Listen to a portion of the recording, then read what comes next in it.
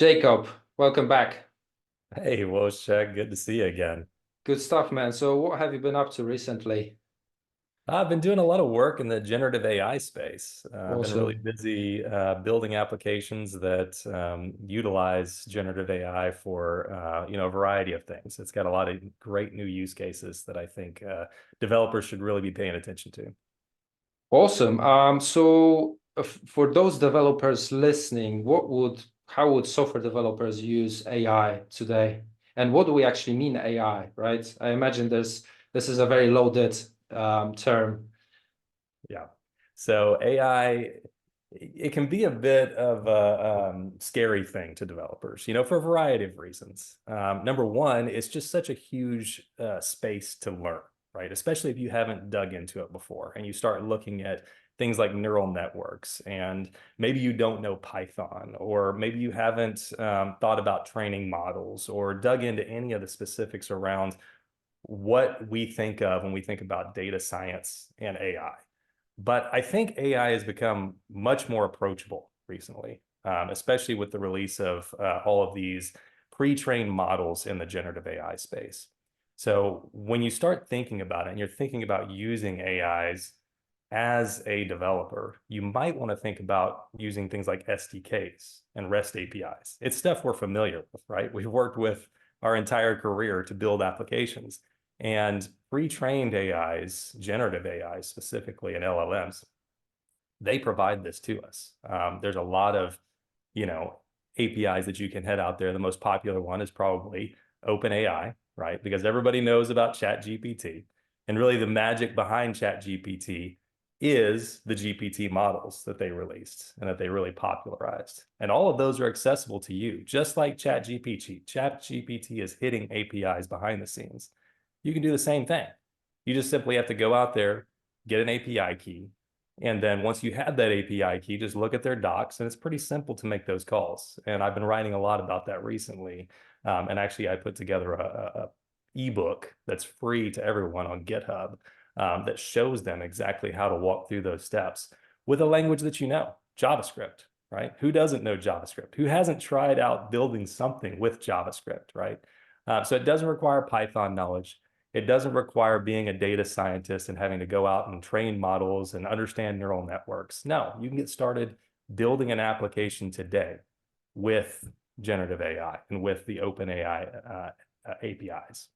Awesome. So we're gonna link that ebook in the description here.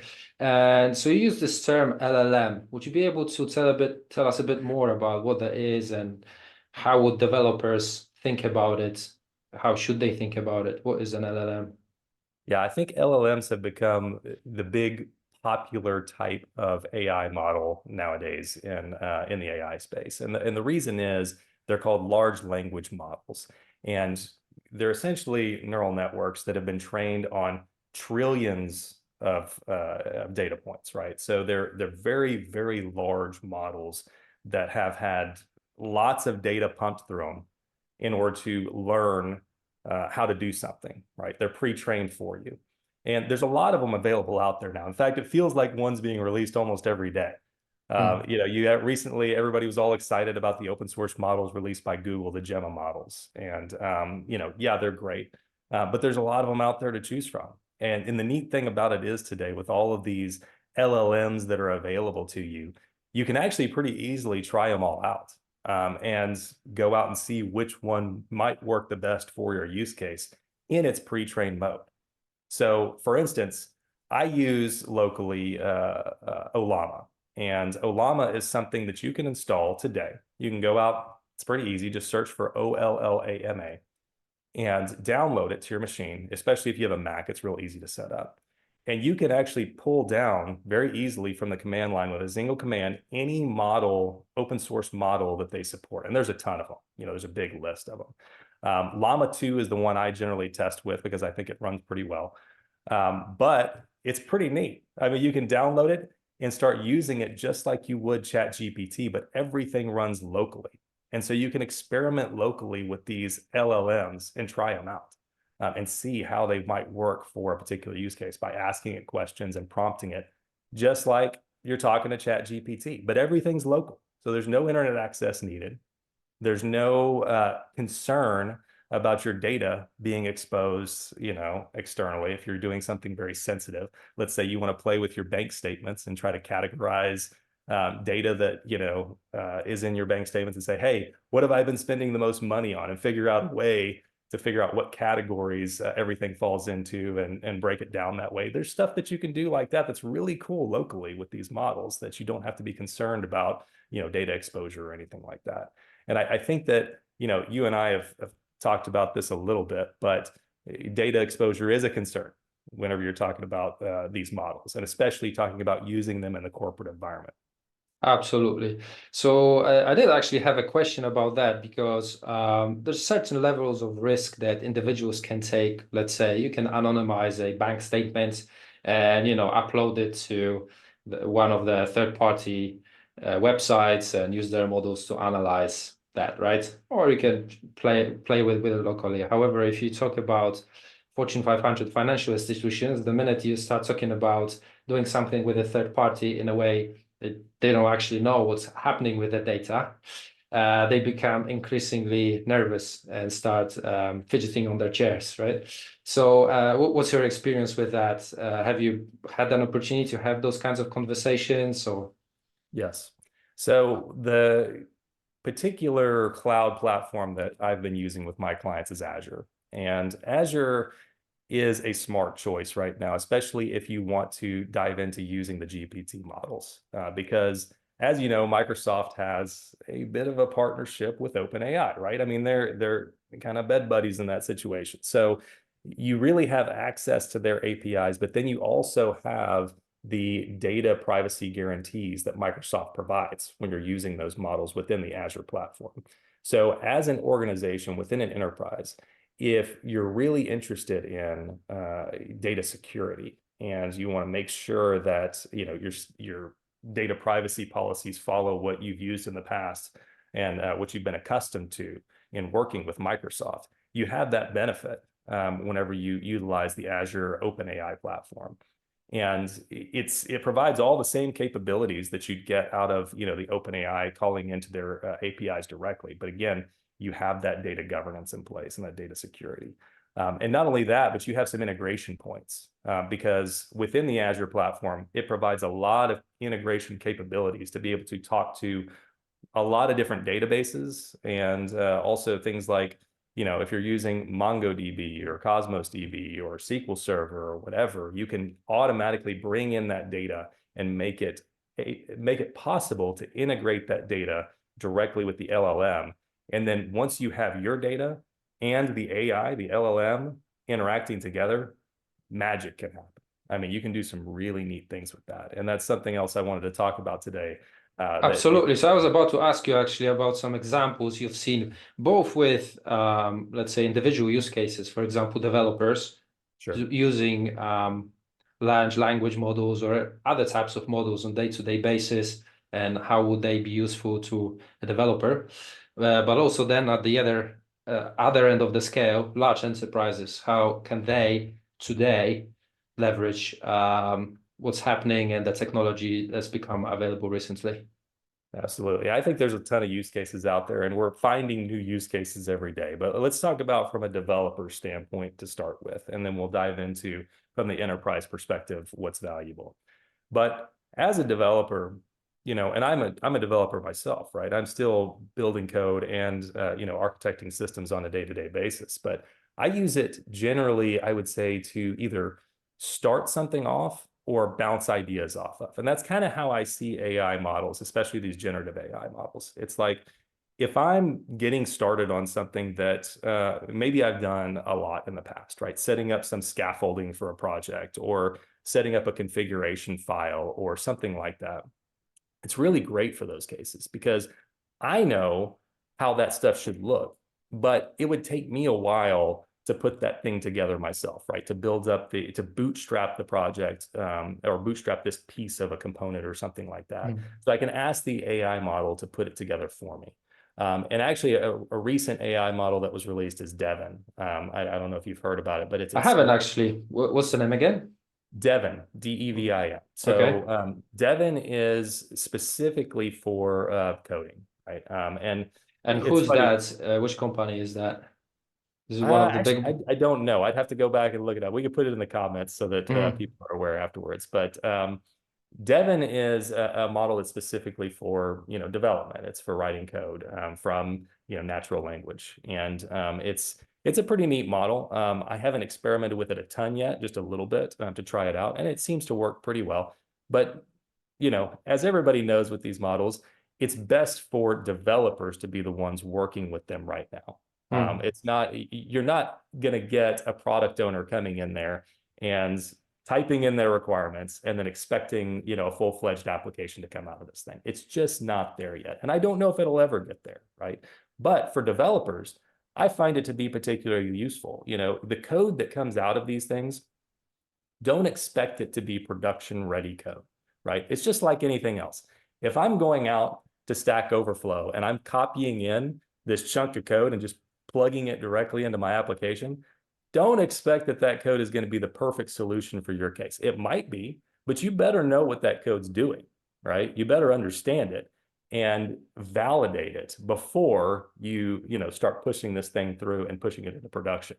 And it's the same with AI, right? You can generate something, you can generate a starting point, you can bounce your code off of it and say, okay, hey, I've got this function. Can you rewrite it for me in a way that might be more clean or make more sense, or just give me another option of how you might structure this, right? And that's how I like to use it, because it is kind of neat. Just to give an aside on that, this ebook that I just recently wrote on mm. generative AI, I decided to experiment with it, and I used ChatGPT for helping me to write the book. And I used it as my editor as well as a way to bounce ideas. So I'd like write a page or write a paragraph or whatever it is, and then I'd say, hey, can you rephrase this in a way that might be more interesting or might be funny or whatever, and see what it comes back with, right? And see if I like any of that. But again, I'm not relying on it to create the content for me. I'm relying on it to give me ideas that I can then validate and turn into what I want in the end. And I think right now, at least, that's what generative AI is good for, right? From a development standpoint, whenever you're building applications. So that's how I would recommend it. What has been your experience? Have you used it in Yeah. development at all? So I don't develop that much recently for I'm more of I'm still the CEO, so I do a lot of sales and a lot of marketing, but so I'm less close to code than you probably, unfortunately today. Though I still Sure. enjoy it. But it's interesting to see that I use it pretty much for the same things. So brainstorming. So the way I look at it is I've actually used it. I've got an example from just before this recording we're doing right now, Okay. where I've got a call with a client later today, where we're going to be proposing a new line of product for them based on what we've heard from a bunch of customers in the past, and they're actually really pushing for it. So we don't like adding new things to our line unless there's real push or pull, however you want to call it, from the clients. And it looks like we've got more than enough of it right now. And I'm like, I need to find a way to call this so that it resonates with this team and the other teams that we've talked to, and it's different enough to our current product naming convention, but at the same time, we'll it should be just easy to understand just by looking at that feature name or product name, what it does, right? So I've just described to you my problem, Jacob, right? I've Sure. done literally that to ChatGPT. I used the OpenAI's GPT-4 model and earlier today, and generated a bunch of ideas. I had like 4 or 5 exchanges with it to figure out so the first suggestions, I liked a couple of them. I took them. I told it, hey, these are great suggestions. I like these two the most, but can you also think about this context and this context and this context? I've provided more information that it didn't have. I thought it's gonna have that, but after starting to talk to it, I've realized I've made some assumptions about its context versus what I had. in my mind. And after a few of those, I've arrived at something close to what I've come up with myself before I started talking to it, with a slight modification that I was really happy with, right?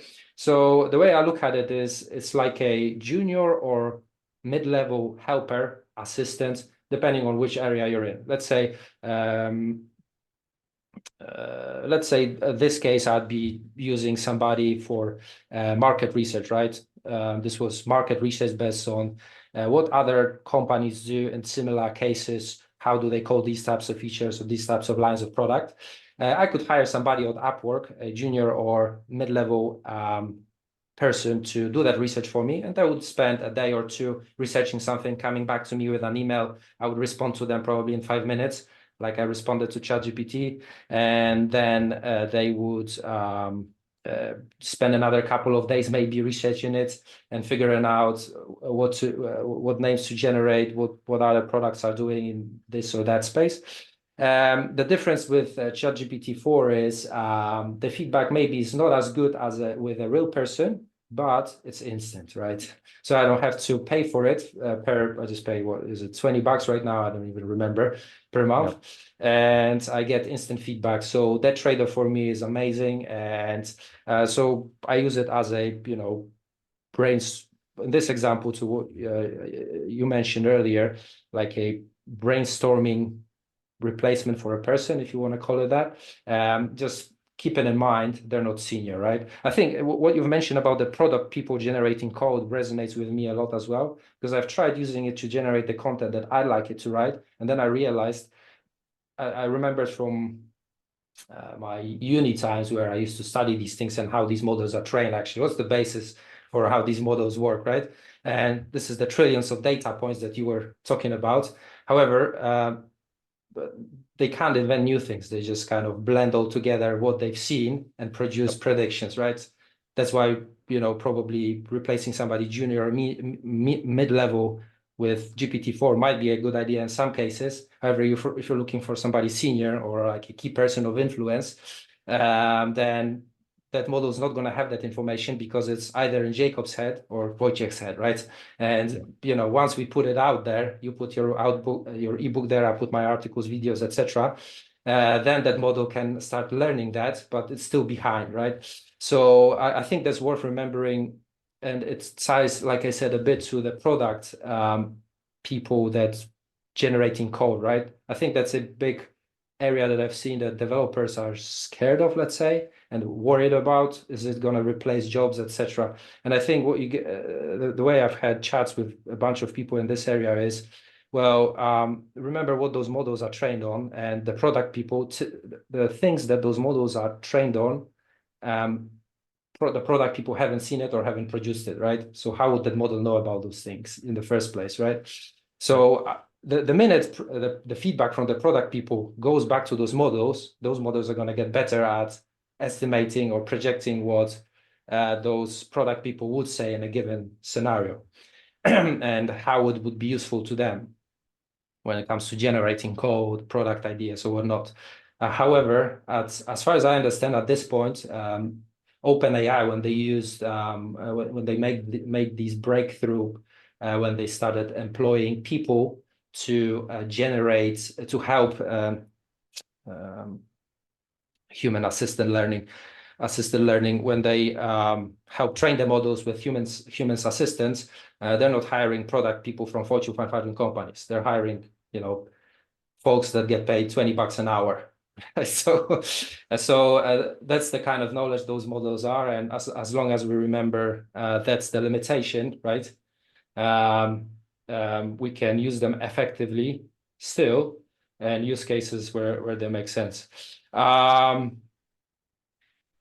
Yeah, it's a bit of a long answer to your short question, but Sure. Yeah, I absolutely use it, and there's a lot of cases where I can see there's going to be challenges in the next couple of years to get the models the data they need to be generating the content, whatever they produce, in a meaningful way, because they don't have access to, for example, when you're a developer, you talk to your business people, you craft your business scenarios in BDD tests, let's say, right? Right. GitHub has loads of GitHub has a lot of BDD tests. However, what they're missing is the conversation that happened before that BDD test was created, right? So they just got a static part snapshot of a conversation that was probably a 20-minute conversation that will capture into 5 lines of uh, sentences that get translated into some running tests, right? So another example of if you want to get to the next level of these LLMs and make them, 10x better. There's certain piece of. I'm curious how it's going to pan out. I'm not trying to pretend I know what's going to happen here. Maybe somebody's going to figure out a better way of training these models that does not require this data, and they're kind of going to start thinking. As far as I understand, right now, they're just autocomplete, just very sophisticated, running on thousands of servers and doing a very good job. And I use them literally every day, several times a day. However, they're still autocomplete without any intelligence. What's your take on that? So what I think when developers should get concerned about this is whenever we start visualizing these generative AIs into interfaces that somebody can interact with. So if, for instance, I can say, give me a screen. Okay, it pops up a screen. Then I can say, give me 3 inputs. The first input is the username. Second input is password. Third input is your security question, right? And boom, boom, boom, it drops those in. Then I say, okay, so the first one I want to validate as an email address, and you can click on it and boom, okay, yeah, here, it fixes that. And then the second one, okay, it's going to be a password, so I want that password to have, one numeric, one blah, blah, blah. And I'm saying all these things in text, and it can, or even talking, right, as I'm interacting with it. And maybe I'm touching on the screen, right? Maybe we combine, an iPad type feel with just discussion, right? Discussion with the generative AI, and I'm sitting there and I'm interacting and doing these things. That to me, if I see that next step happen, that's whenever generative AI becomes the real deal in terms of replacing some software developers. Now, again, for the developers that are the true experts and the ones that understand all the inner workings behind the scenes and can get you out of the oh crap moments, right? Whenever technology fails, because guaranteed, technology is always going to fail. It's infallible, right? It does not, you can't always rely on it to do what it's supposed to do. So there's going to be technology experts necessary to solve these problems. And there's also going to need to be technology experts who work on the generative AIs, right? Or whatever AI comes out next, right? Maybe it's not generative AI. Maybe we're calling it something else. But at that point, developers who all they do is put together screens, CRUD applications, the real easy stuff, they should start to get concerned, right? Because it's going to be to a point where somebody who has no technical expertise can come through and just start putting these things together and build a fairly simple, maybe even a fairly complex application from, just general interaction, right? And, just pointing and talking to it, or even entering through their keyboard. That's when things start to get interesting. And I actually look forward to seeing that because I know it's going to come. I'm waiting for it, but it hasn't arrived yet. But be aware for those developers who, if you're just the guy that goes and copies off of Stack Overflow in order to create some CRUD application, you're probably, going to need to be worried here in a few years. Yeah, agreed. So. I've seen these guys so they don't do what you're telling. This is like a few years out, probably even for those guys, but Builder.io. So those guys take Figma designs, which is those UI designs, and they've trained a model to it's actually like a interesting approach. They've got several steps they use to turn the Figma designs, which is UI designs, to HTML code, and in different frameworks, right? React, Angular, etc. Right? And they're pretty good at it, actually. However, it's still a tool for developers, and it's just a advanced template, like you said, right? So, and it's more than the LLM is going to do for you because they've got like I think they've trained Google Vertex to to do some things for them, and then they use LLMs on top to just clean up the code that's generated from their model. But yeah, back in the day when I was working for these banks in London, etc. I remember there were people just hired to do that, and I'm pretty sure the builder stuff would do a better job than some of those people, right? Because the Sure. guys that just and girls that just did those things only and didn't want to progress, they weren't that good, let's say. Their skills weren't that up to date. Sure. Um, yeah, so if developers wanted to get started with this today, you mentioned this framework to use.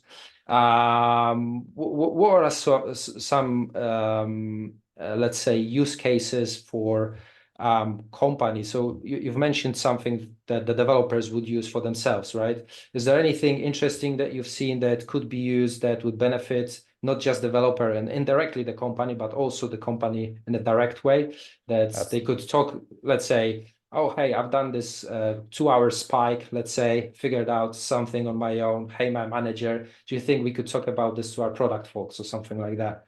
Anything you've seen in that space? Yeah, absolutely. So I think the best use case to start with for really any organization is knowledge bases.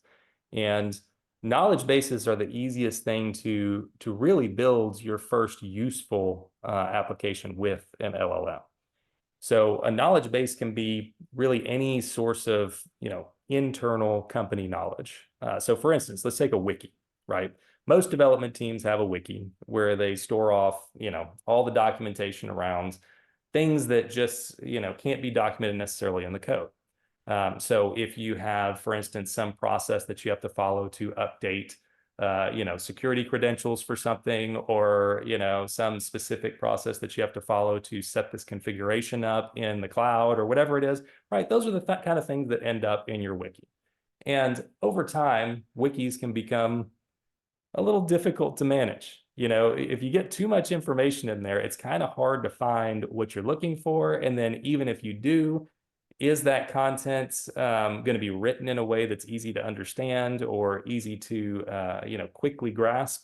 So what can we do, right? What's the solution to that? Well, a great solution is using generative AI for this. And Hmm. you can do that through an approach called RAG. And this is going to be your best approach as a company to securely integrate your data with an LLM.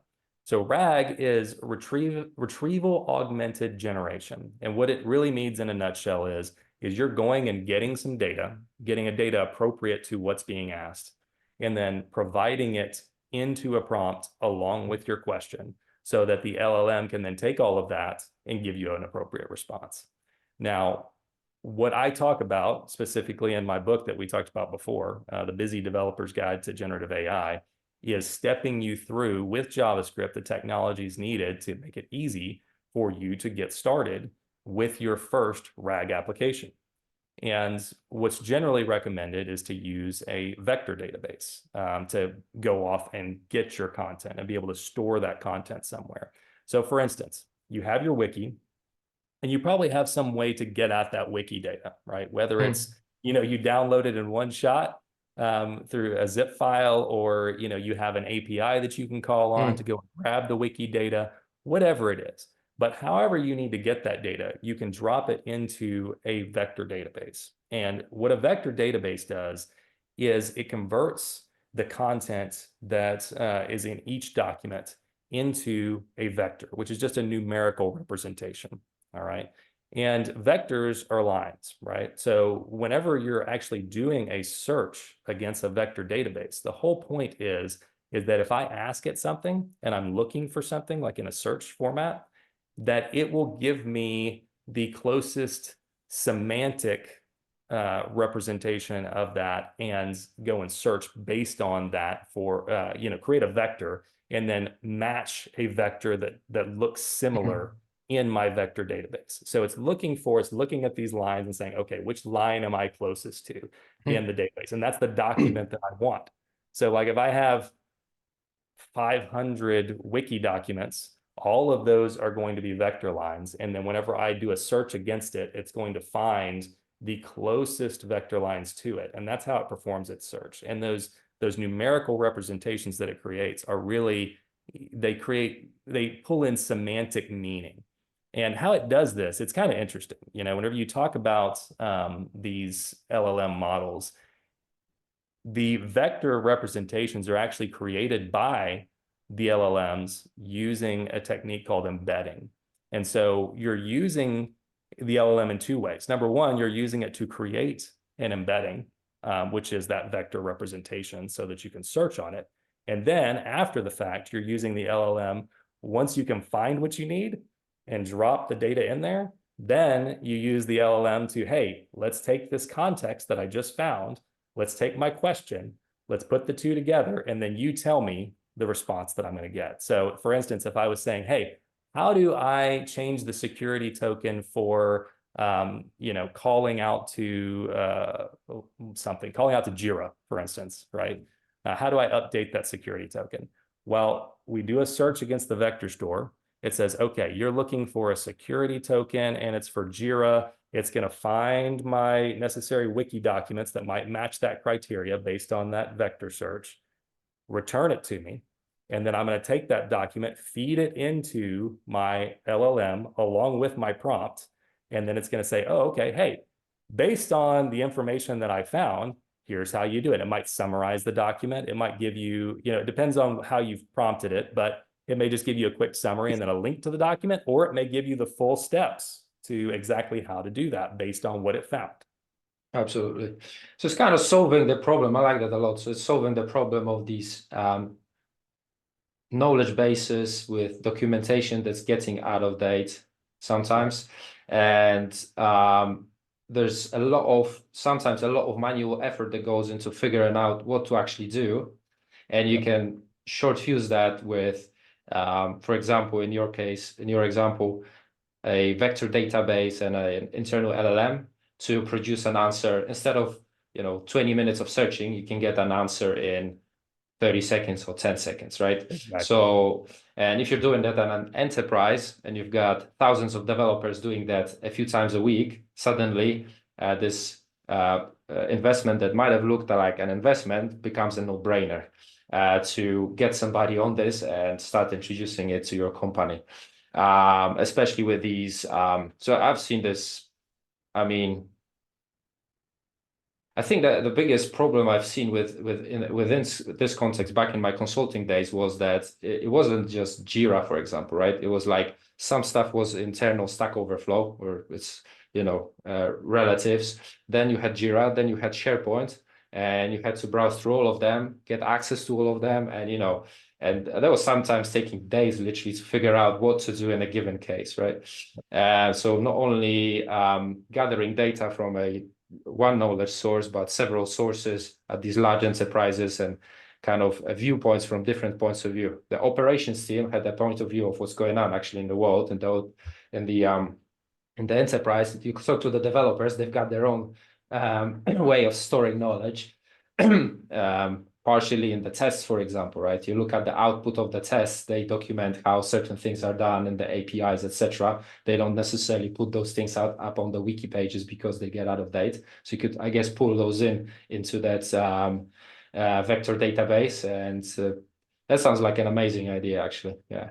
Yeah. And I mean, And imagine linking up all your knowledge bases, right? You talked about some things could be in Jira, some things could be in your wiki, some things could be in README files, right? You've got all these different locations where data exists.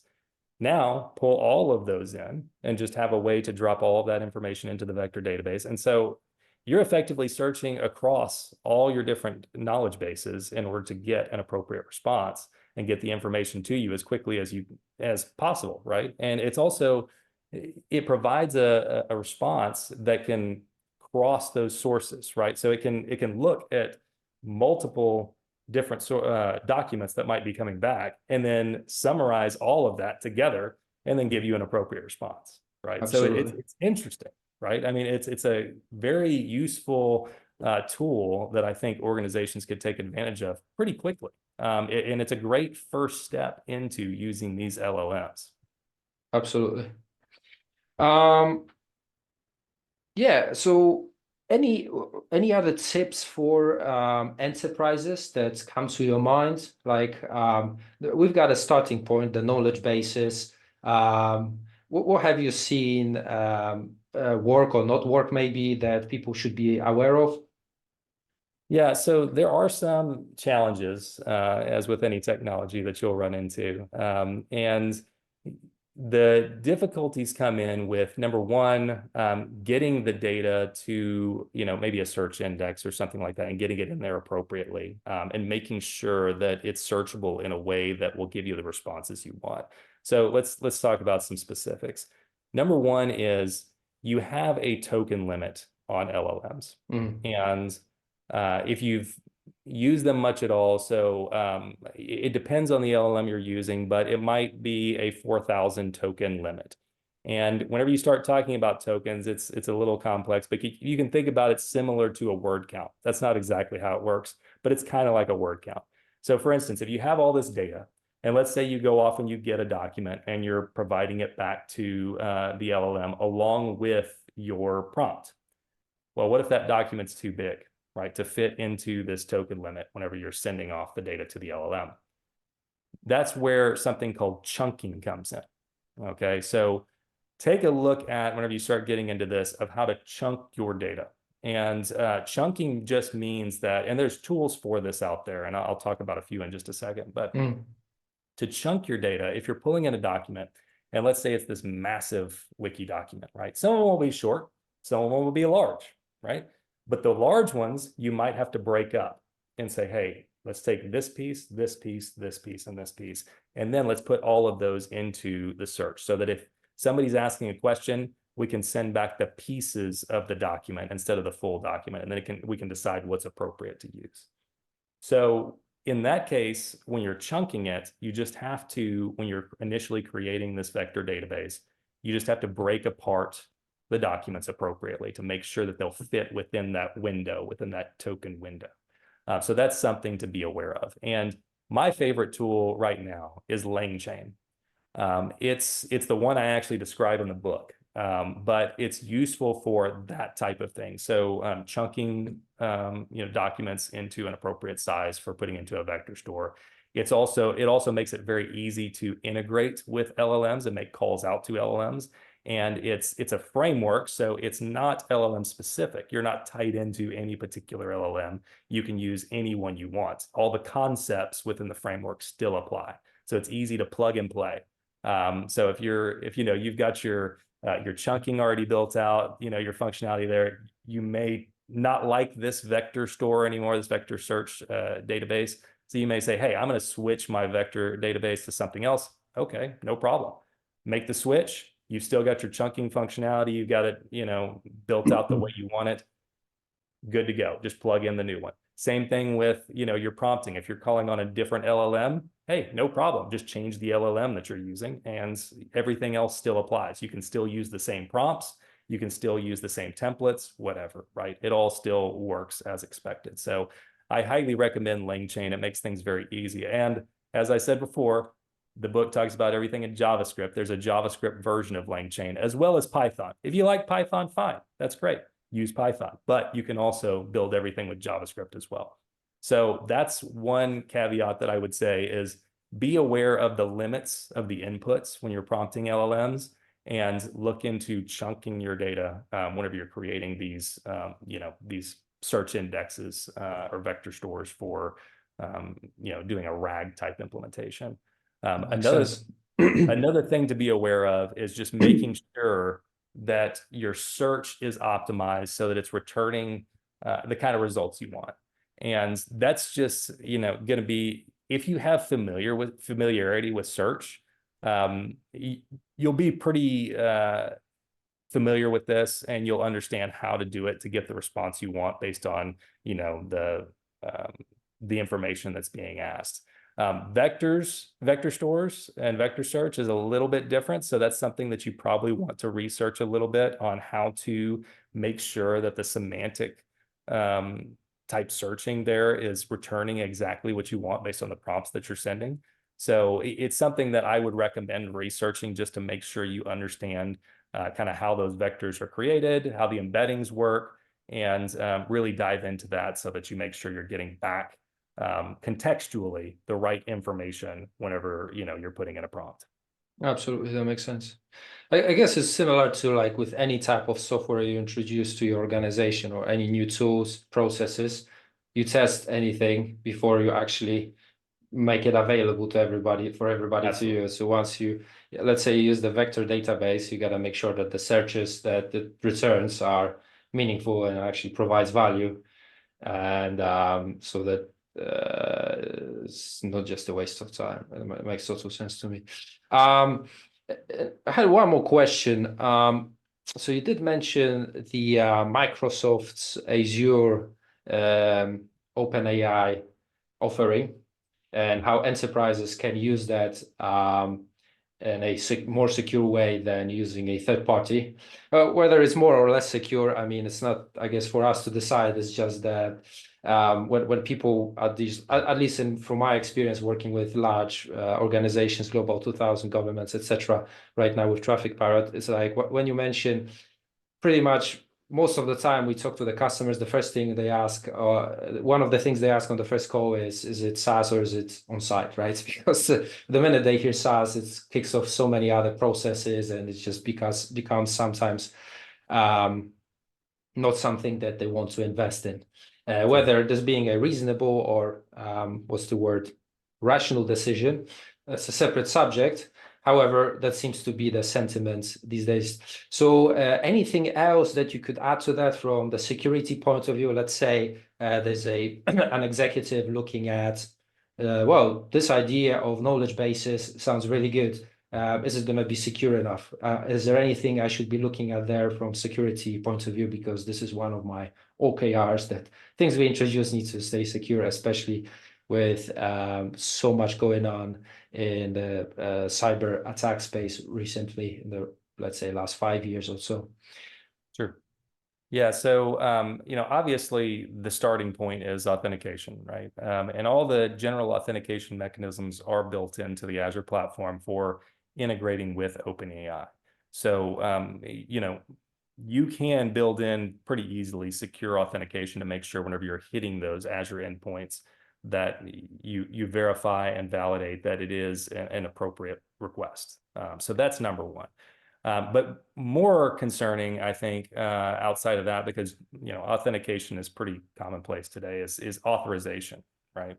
Whenever you start talking about authorization models, things get a little bit more complex because let's say you do have all these knowledge bases, but maybe I'm just a developer and I shouldn't have access to certain infrastructure documents that describe how to change passwords or whatever, right, for service accounts. Maybe that's something I shouldn't even be able to look at. Well, how do we do that? Well, there is authorization capabilities also built in so that whenever you start saying, hey, Joe over there is making a request, what do they have access to? Well, you do have these ACLs that you can start bringing in the Azure space that state, okay, depending on their group access through Entra ID, I can validate that they do or do not have access to particular things that might be available through the search. Maybe you do that at the search index level, or maybe you do that at within the search index itself, right? So you can do both. You can say, hey, I've got multiple data sources here, multiple searches I might execute. Well, you only have access to this one. Or I can say, hey, within the search index, what do I specifically have access to? So that is possible, right? So that you can ensure that the folks that are, accessing this data have access to what they're supposed to, right? Based on their authorizations within the organization, their entitlements. So that is something that you can achieve. And I think it's something that's probably going to be pretty important to an organization looking at this to make sure that if they are coming up with a solution that they can get down to, even, row access, right? What specifically can I restrict down to for people to ensure that authorization is appropriate for somebody that's accessing the system. And beyond that, we did talk about data privacy agreements, and the same data privacy agreements that you're used to with Microsoft apply. So if you're ingesting your information into OpenAI and using it that way, you've got Microsoft standing behind it, and in their pocketbooks, it's pretty deep, right? So I think that they've got a very strong incentive to ensure that your data is safe, and I wouldn't doubt that the data privacy agreements can be stand up to the test of time. Jacob, this was outstanding. I enjoyed this conversation a lot.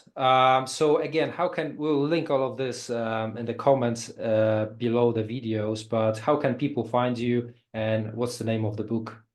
Sure. So you can always find me posting on LinkedIn. I'm pretty busy there. I post about generative AI as well as, general software development and tips to, improve as a developer as well as improve your teams.